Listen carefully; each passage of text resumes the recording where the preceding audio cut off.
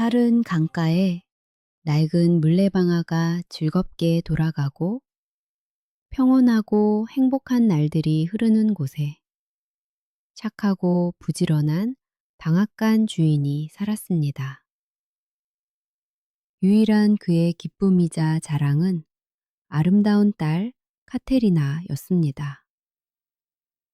하지만 온 동네 사람들이 속삭이며 이야기하는 그들의 겸손한 집의 진정한 보물은 그녀의 믿을 수 없는 금빛 따은 머리였습니다. 숱이 많고 무거운 머리카락은 땅바닥까지 내려왔고 소녀가 마당으로 나오면 마치 태양이 비추는 것이 아니라 그녀의 머리카락 자체가 세상을 따뜻한 금빛으로 채우는 것 같았습니다. 늙은 방앗간 주인에게 이 머리카락은 단순한 장식이 아니라 딸의 순수함과 생명력을 눈으로 보여주는 화신이었습니다. 그는 카테리나를 끔찍이 사랑했고 그녀의 머리카락이 빛나는 한 어떤 불행도 감히 그들의 집을 건드리지 못할 것이라고 믿었습니다. 그러나 어느 날 이 밝은 평화가 깨졌습니다. 무거운 말발굽 소리에 낡은 물레방아 바퀴가 멈췄습니다. 키 큰 기수가 검은 말을 타고 마당으로 들어왔고 태양은 구름 뒤로 숨은 듯 공기가 차가워졌습니다. 그는 음침하고 강력한 산의 마법사였습니다. 그의 검은 옷은 빛을 삼키는 것 같았고 눈은 산봉우리의 얼음처럼 차가웠습니다. 그는 카테리나를 보고 말에서 내리지도 않은 채 돌이 갈리는 듯한 목소리로 말했습니다. 너의 금빛 따은 머리에 대한 소문이 내 성까지 들려왔다. 나는 너를 아내로 맞이하러 왔다. 그의 청혼은 부탁이 아니라 명령처럼 들렸습니다. 그는 희귀한 보물처럼 그녀의 아름다움을 소유하고 싶어 했습니다. 너의 빛이 나의 어둡고 생명 없는 홀을 비출 것이다. 라고 그는 말을 마쳤습니다. 날이 창백해지는 것을 본 늙은 방앗간 주인은 앞으로 나서서 몸으로 딸을 가렸습니다. 그의 눈에는 두려움이 없었고 자식을 지키려는 아버지의 차분한 결의만이 있었습니다. 강력한 영주님, 그는 단호하게 말했고 목소리는 떨리지 않았습니다. 제 딸은 돈으로 사거나 힘으로 빼앗을 수 있는 보물이 아닙니다. 그녀는 살아있는 영혼이며 오직 사랑으로 자신의 심장이 선택한 사람과 결혼할 것입니다.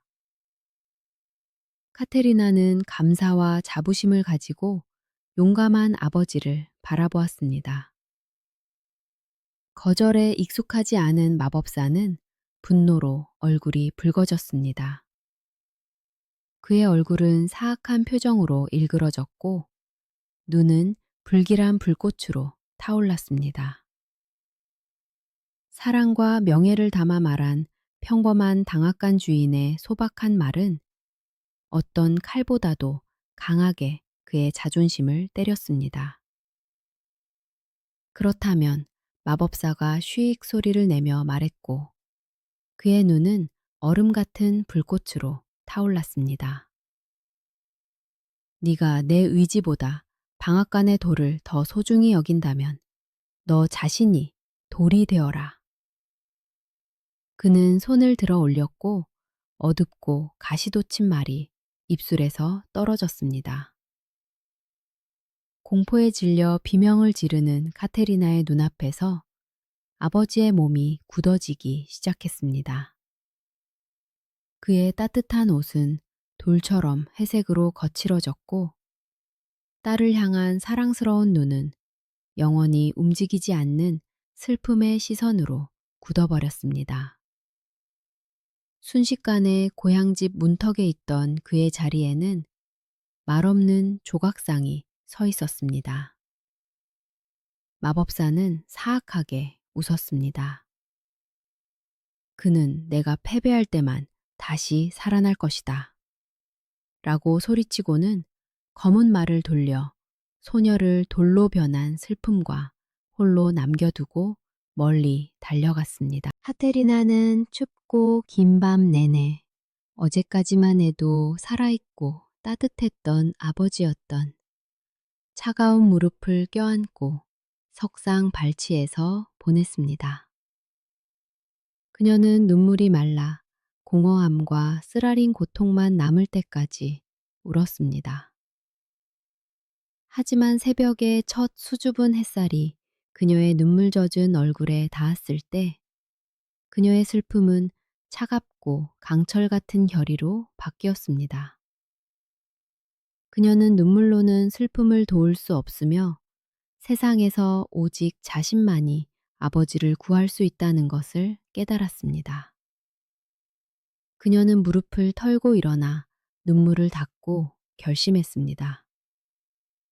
그녀는 직접 길을 떠나 온 세상을 돌아다니더라도 사악한 마법을 풀 방법을 찾아 마법사에게 복수할 것입니다. 그 순간 그녀는 희생자가 아니었습니다. 그녀는 아버지를 위한 자신의 첫 번째이자 가장 중요한 전쟁으로 나아가는 여전사가 되었습니다. 그녀는 눈에 띄는 금빛 따은 머리를 가진 외로운 소녀가 도적과 악한 사람들로 가득한 길을 여행하는 것이 위험하다는 것을 알았습니다. 그래서 그녀는 대담하고 고통스러운 결정을 내렸습니다. 집으로 들어간 그녀는 큰 제단 가위를 집어들었습니다. 눈물 한 방울 흘리지 않고 얼굴에 굳은 결의를 띠고 그녀는 단 한 번의 움직임으로 자신의 가장 큰 보물이자 자랑이었던 아름다운 금빛 따은 머리를 잘라냈습니다.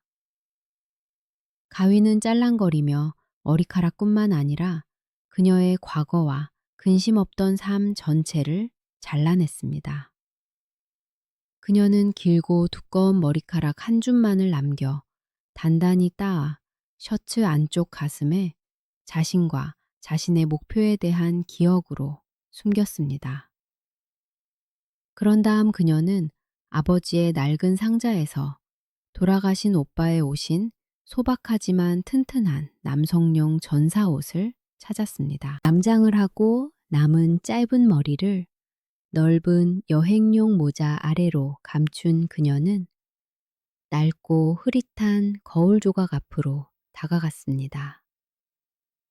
그 안에서 낯선 누군가가 그녀를 바라보고 있었습니다.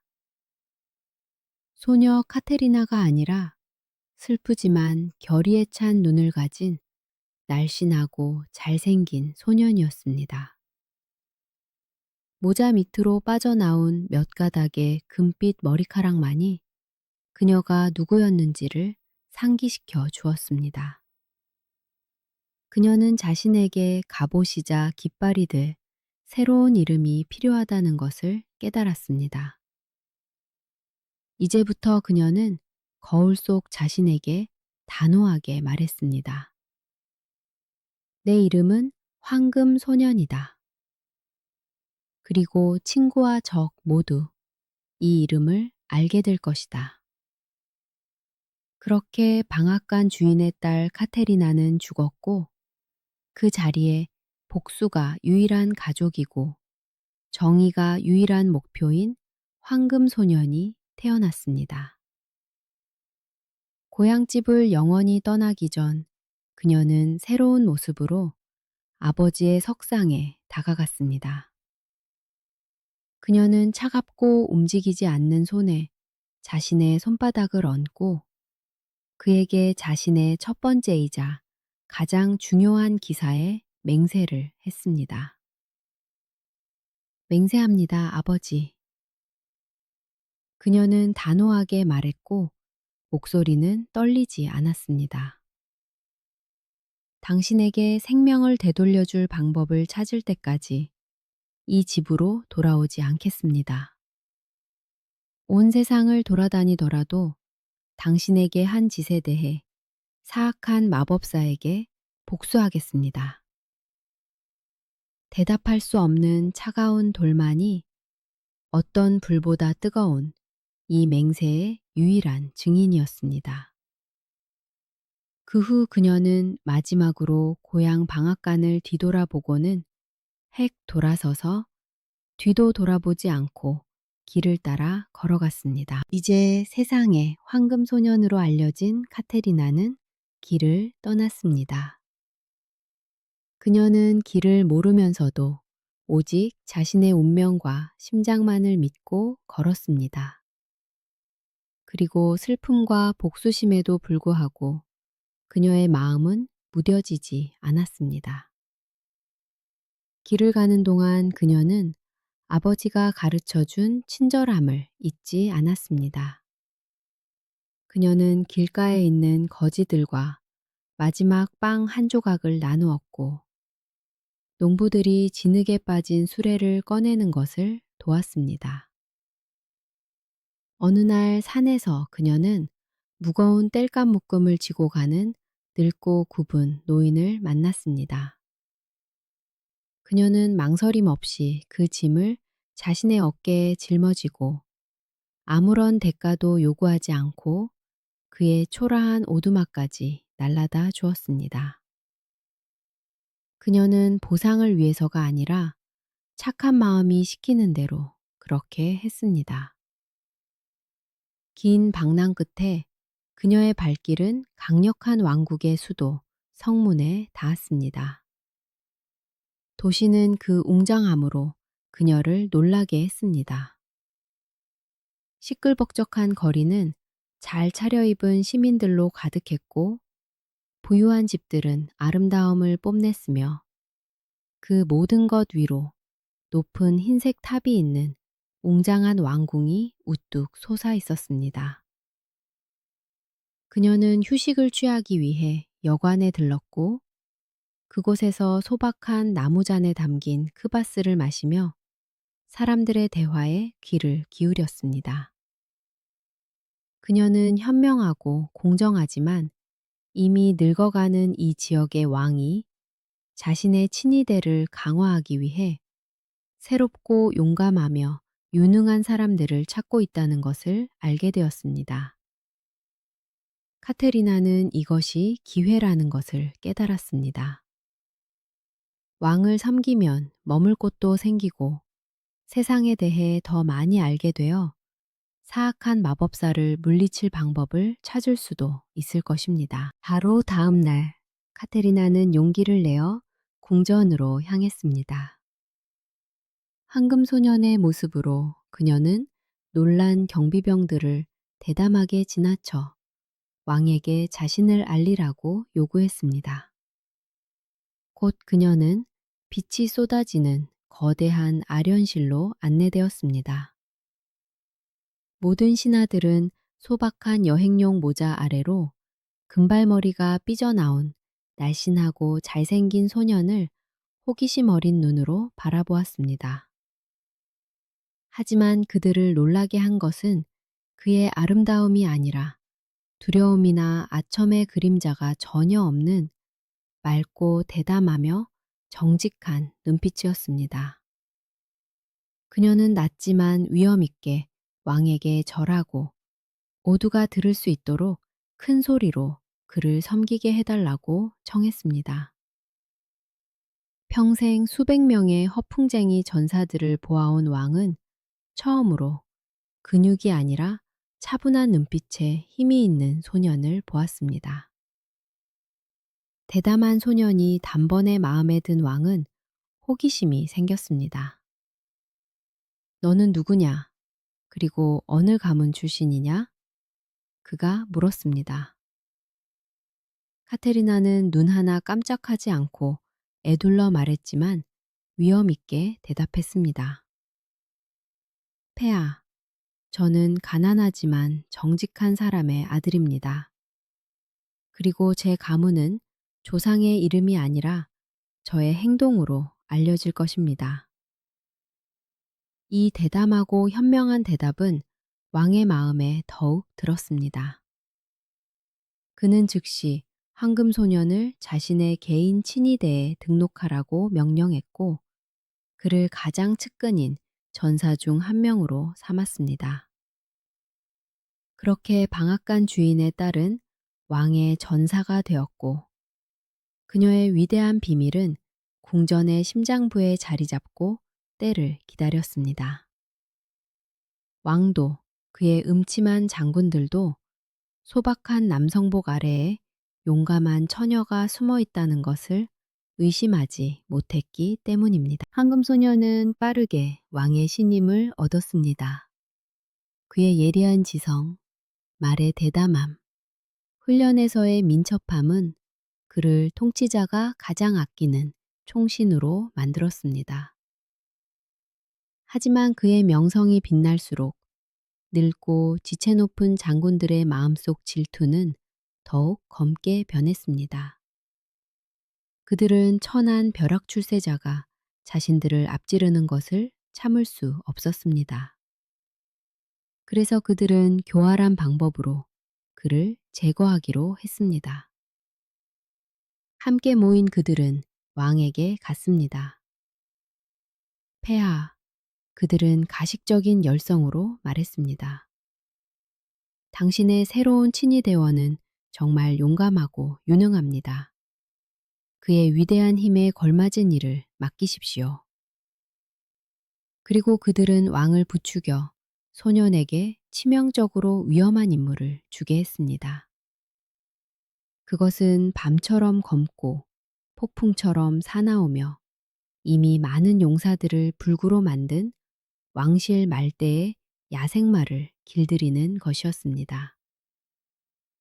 장군들의 조언에 숨겨진 계략을 보지 못한 왕은 동의하고 황금소년에게 위험한 임무를 맡겼습니다.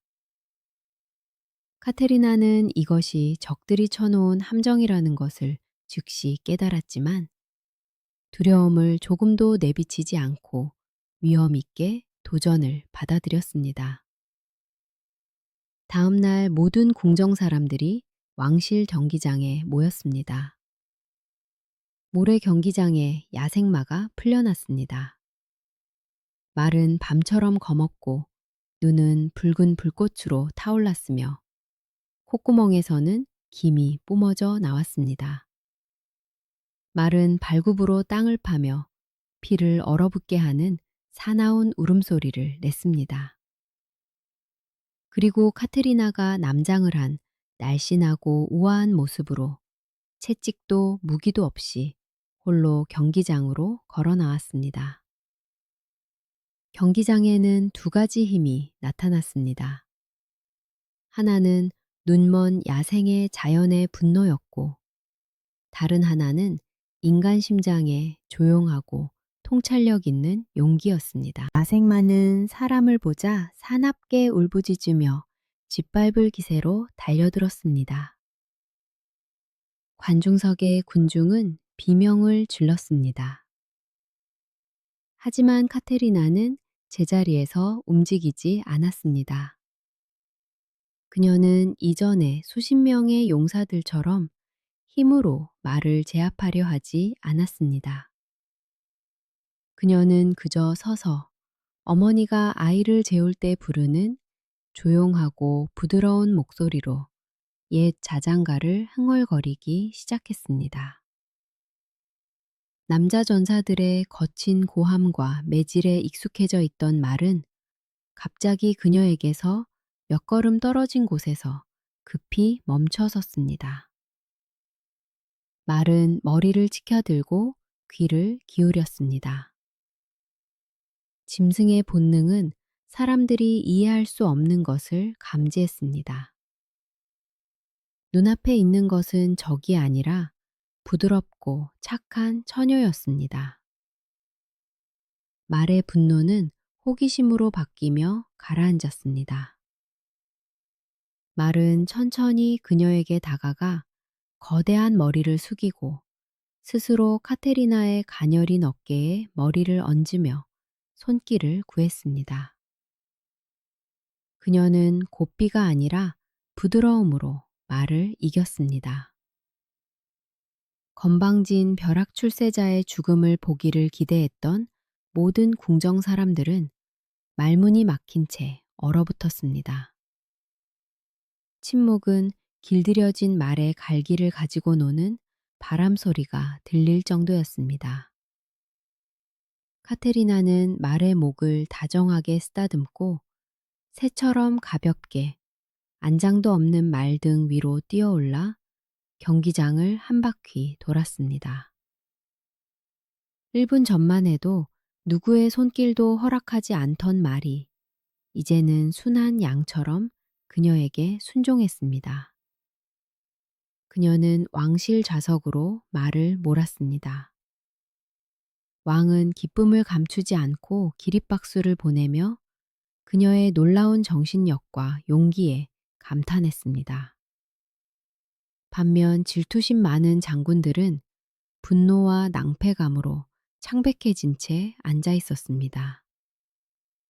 그들의 첫 번째이자 가장 확실했던 함정은 닫혔지만 그 희생자는 그들 자신이 되었습니다. 질투심 많은 장군들은 황금소년의 승리를 받아들일 수 없었습니다. 그들의 악의는 더욱 커졌습니다. 그들은 다시 왕에게 갔습니다. 폐하, 그들은 말했습니다. 그가 말을 길들인 것은 사실입니다. 하지만 그것은 단지 눈먼 행운이었습니다. 그의 지혜와 세상에 대한 지식을 시험하기 위해 진짜 인물을 주십시오. 그리고 그들은 왕을 설득하여 소년을 생명수를 구하러 보내게 했습니다. 그들은 그 물이 7개의 산 너머 혹독한 산의 정령들의 땅에 있는 비밀샘에서 흐른다는 고대 전설을 이야기했습니다. 그곳으로 가는 길은 멀고 위험하며 정령들은 이방인을 용납하지 않고 감히 그들의 영토를 침범하는 자는 누구든 파멸시킵니다. 그곳에서 돌아온 사람은 아무도 없었습니다. 또 한 번의 기적을 보고 싶었던 왕은 동의했습니다. 카테리나는 두려움을 전혀 내비치지 않고 새로운 임무를 받아들여 길을 떠났습니다. 그녀는 오랫동안 걸었고 마침내 산의 정령들의 영토인 높고 안개 낀 산에 도착했습니다. 그녀가 그들의 돌투성이 땅에 발을 디디자마자 회색 수염을 기르고 곡괭이를 손에 든 작고 엄한 사람들이 즉시 그녀를 에워쌌습니다. 그들은 이방인을 적대적으로 바라보았습니다. 하지만 그때 지팡이에 의지한 백발의 노인인 그들의 통치자가 앞으로 나왔습니다. 그는 황금소년의 얼굴을 오랫동안 들여다보더니 갑자기 미소를 지었습니다. 그는 그 소년에게서 자신의 방랑 초기에 무거운 땔감 묶음을 나르는 것을 도와주었던 바로 그 친절한 여행자를 알아보았습니다. 멈춰라. 그는 정령들에게 명령했습니다. 이 소년은 우리의 친구다. 그는 다른 사람들이 경멸만을 보였을 때 친절을 베풀었다.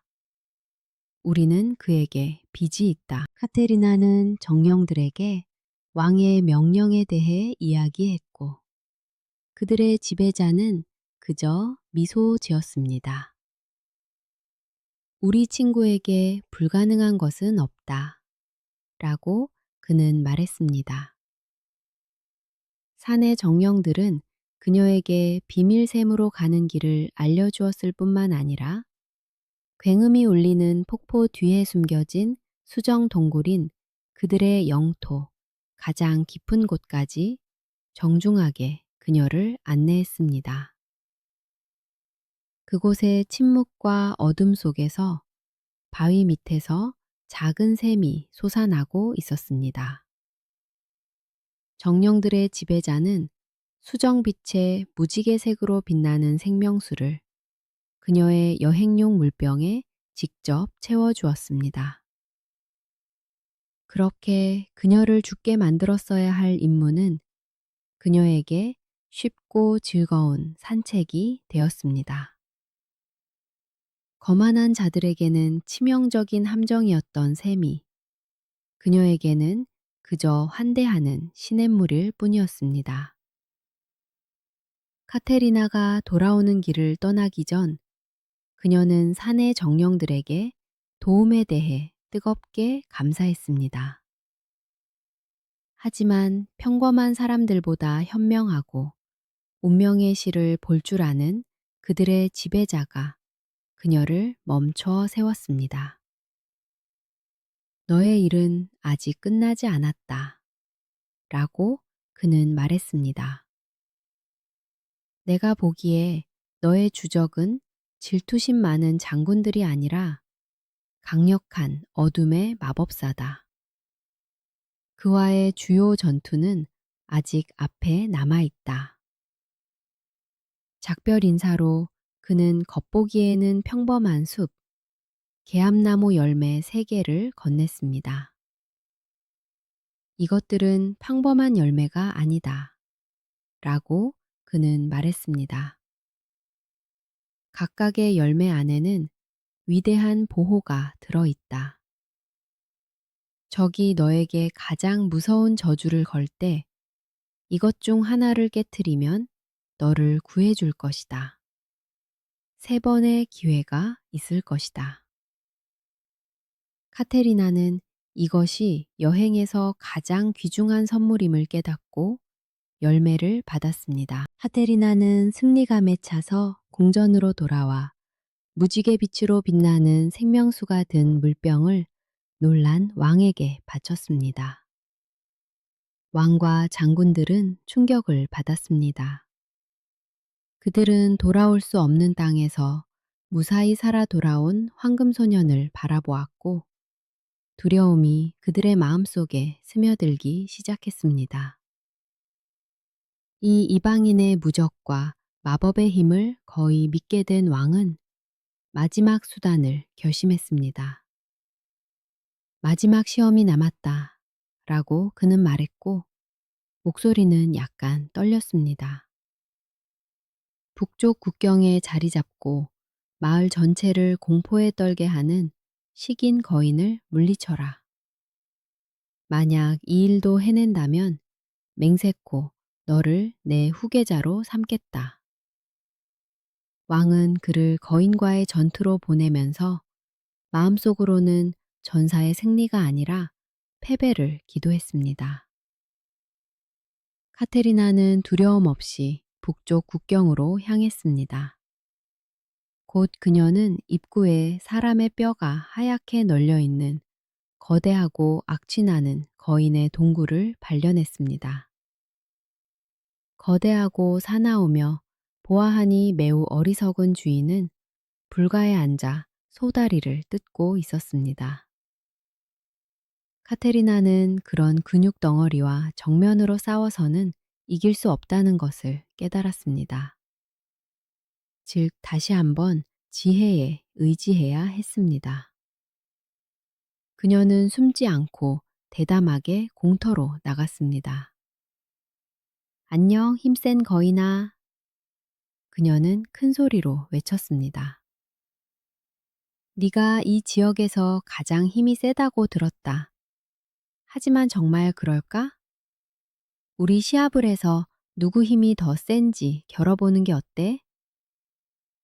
그녀는 칼을 뽑아 든 것이 아니라 얼굴에 미소를 띠고 죽음의 소굴로 들어왔습니다. 아첨에 약한 어리석은 거인은 즉시 시합에 동의했습니다.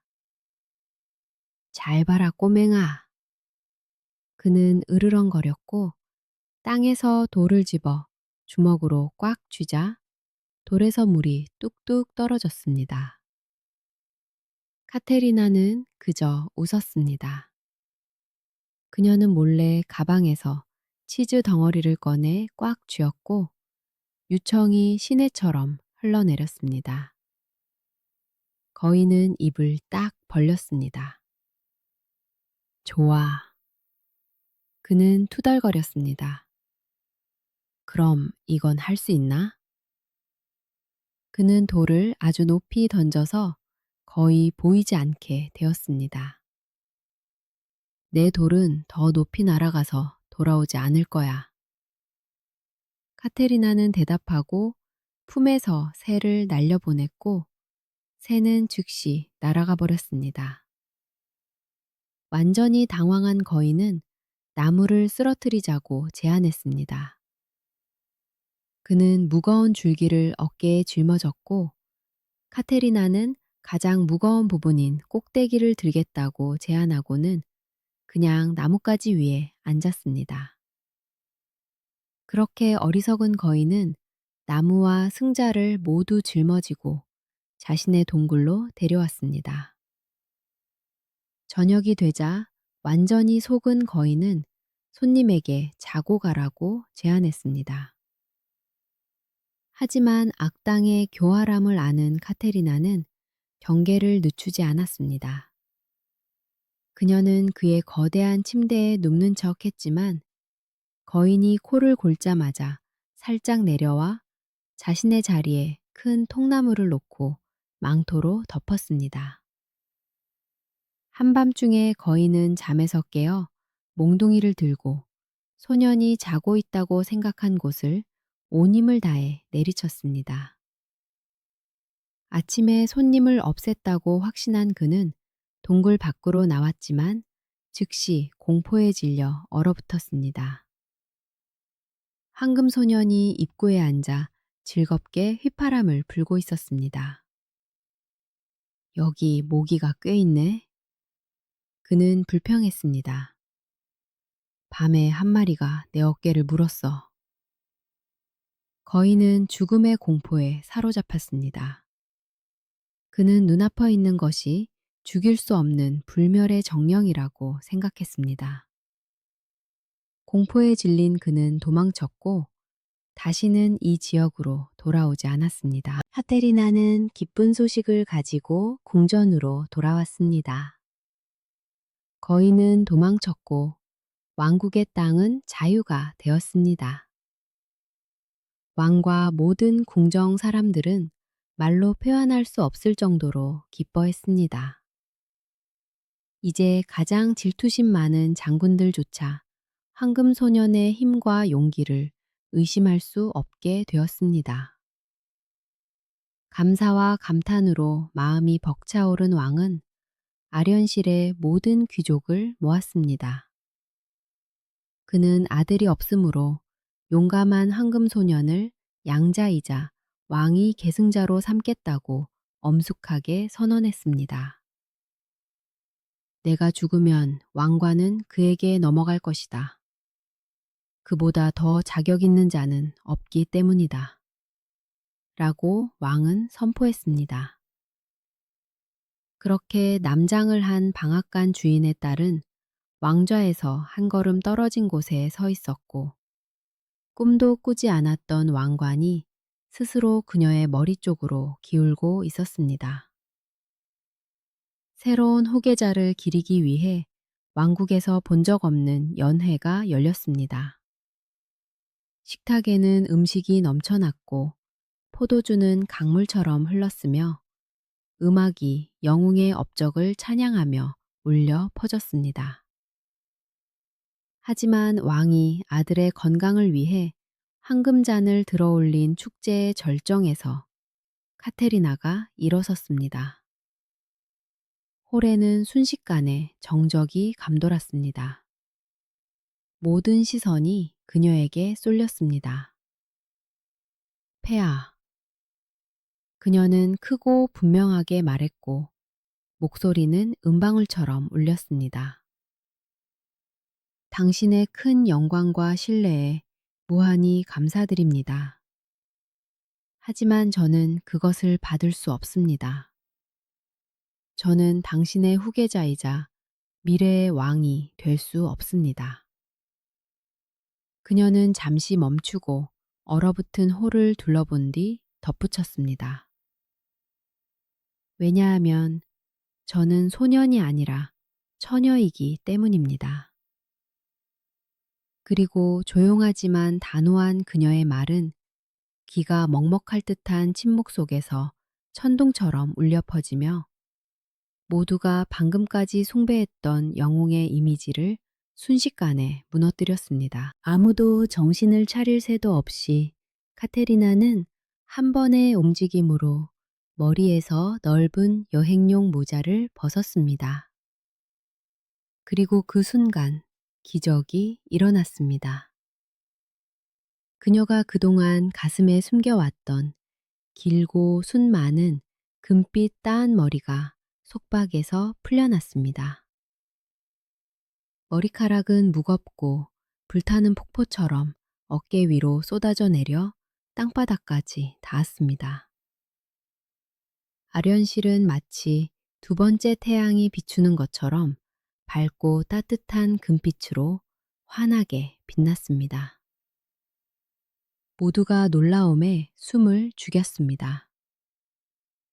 그들 앞에는 소년 전사가 아니라 세상의 모든 보물을 무색하게 할 만큼 아름다운 처녀가 서 있었습니다. 그렇게 모두가 힘을 존경했던 전사는 모두가 그 아름다움 앞에 무릎을 꿇는 처녀로 변했습니다. 그녀는 자신의 이야기, 사악한 마법사 저주, 그리고 그녀가 이 속임수를 쓰게 만든 돌로 변한 아버지에 대해 이야기했습니다. 그동안 최고의 전사의 용기와 지혜, 고귀함에 감탄했던 왕은 이제 아름다운 처녀를 바라보았고 심장이 더 빨리 뛰었습니다. 그는 그녀에게 다가가 손을 잡고 눈을 바라보았습니다. 그는 자신이 새로 드러난 아름다움이 아니라 소년의 가면 아래에서 이미 알고 사랑하게 된 그 용맹한 영혼과 사랑에 빠졌다는 것을 깨달았습니다. 네가 내 후계자가 될 수 없다는 것은 사실이다. 그는 조용하지만 홀 전체가 들을 수 있도록 말했습니다. 하지만 너는 더 큰 존재가 될 수 있다. 너는 나의 왕비, 나의 아내, 그리고 나와 동등한 존재가 될 수 있다. 그는 그녀에게 청혼했고 그것은 외모에 대한 사랑이 아니라 그녀의 영혼에 대한 사랑의 고백이었습니다. 그는 그녀가 전사였을 때 그녀를 사랑했고 이제 그녀가 처녀가 되었을 때 그의 사랑은 진정한 이름을 찾았을 뿐입니다. 카테리나는 감사한 마음으로 왕을 바라보았습니다. 그녀의 눈에는 눈물이 고였지만 목소리는 다시 칼날의 강철처럼 단호해졌습니다. 저는 당신의 왕비가 되겠습니다. 그녀는 말했습니다. 그리고 그것은 제게 가장 큰 영광이 될 것입니다. 하지만 왕관을 쓰기 전에 저는 고향집 문턱에서 한 맹세를 지켜야 합니다. 그녀는 왕의 손을 꽉 잡았습니다. 아버지의 마법을 풀고 저와 아버지의 불행에 책임이 있는 사악한 마법사를 처벌하도록 도와주십시오. 정의가 승리한 후에야 제 마음은 평화와 행복을 찾을 수 있을 것입니다. 그녀는 왕관과 평온한 삶에서 한 걸음 떨어져 있었지만 아버지의 돌 같은 눈물을 잊지 않았고 딸로서의 의무는 어떤 유혹보다 강했습니다. 그녀의 충성심과 정신력에 감탄한 왕은 즉시 동의했습니다. 그는 소집 나팔을 불라고 명령했고 곧 갑옷을 번쩍이는 그의 정예 군대가 광장에 도열했습니다.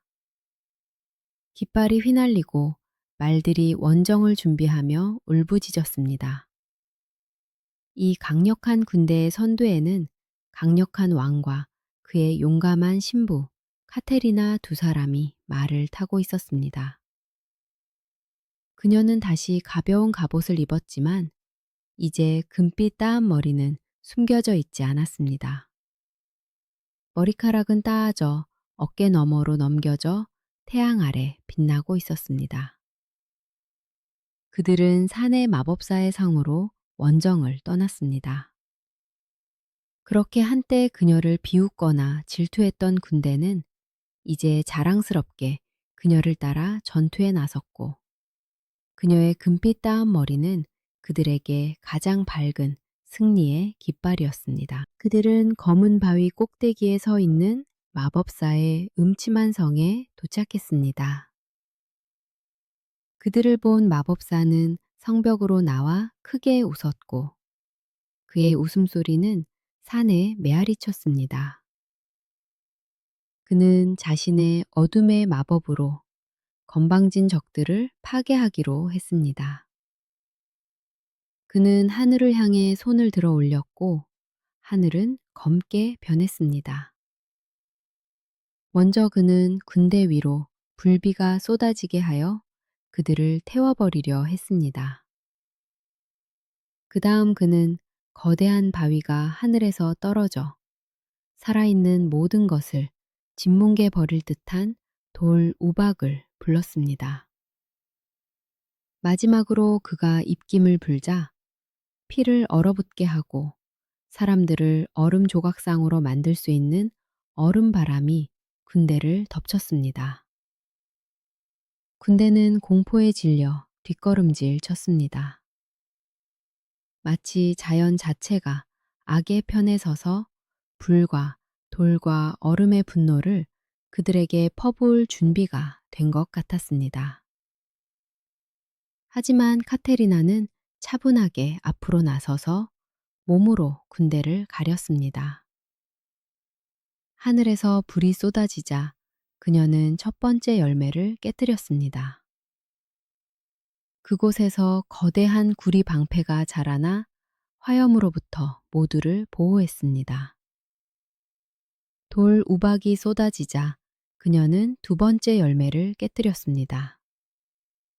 방패는 은으로 변했고 바위들은 방패에 부딪혀 성으로 튕겨나가 성벽을 파괴했습니다. 그리고 얼음바람이 불자 그녀는 세 번째이자 마지막 열매를 깨뜨렸습니다. 방패는 금빛으로 번쩍이며 치명적인 추위를 마법사에게 정통으로 반사했습니다. 그런 반격을 예상하지 못한 악당은 제자리에서 얼어붙어 얼음 조각상으로 변했습니다. 순식간에 조각상은 수천 개의 작은 조각으로 산산이 부서졌습니다.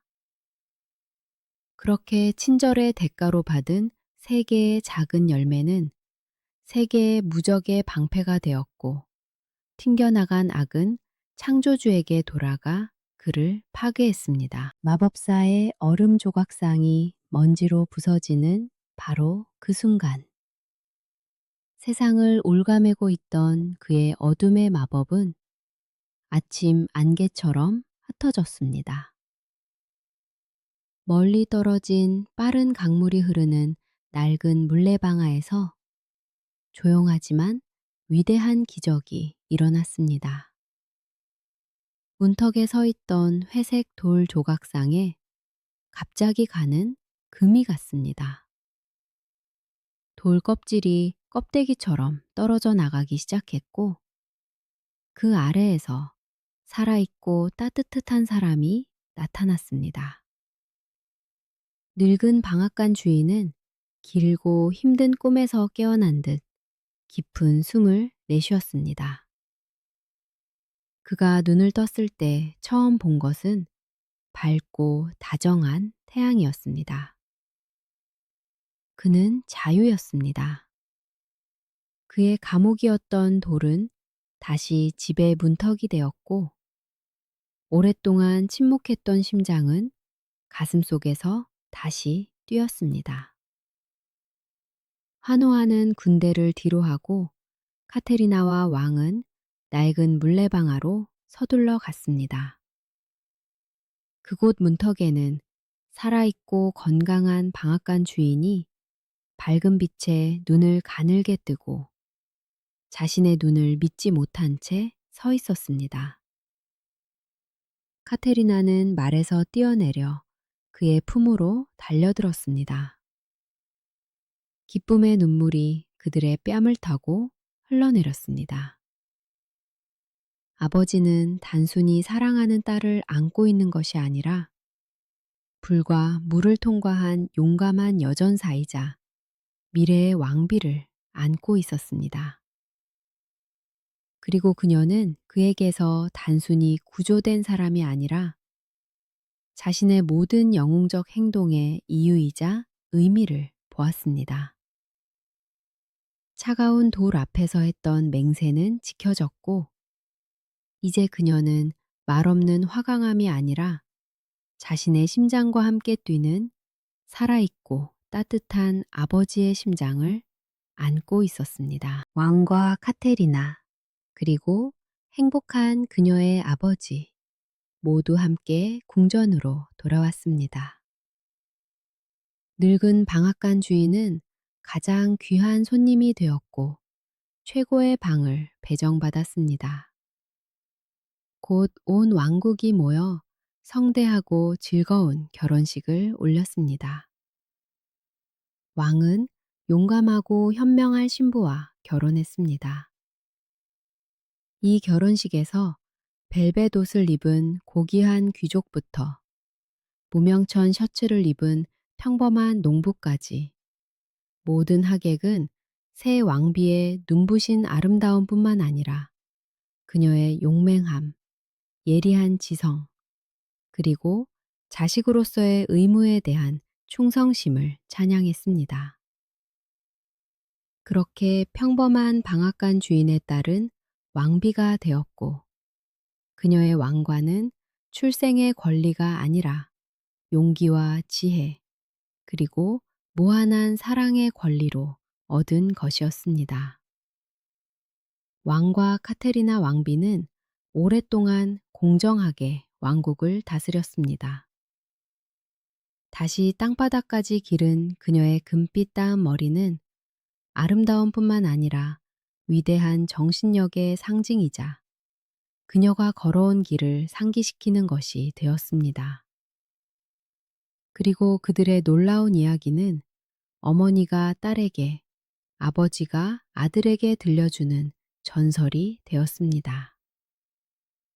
진정한 기사의 용맹함은 연약한 처녀의 마음속에 숨겨져 있을 수 있으며, 가장 날카로운 칼과 가장 튼튼한 갑옷은 의무에 대한 충성심과 어떤 악도 물리칠 수 있는 예리하고 재치 있는 지성이라는 전설이었습니다.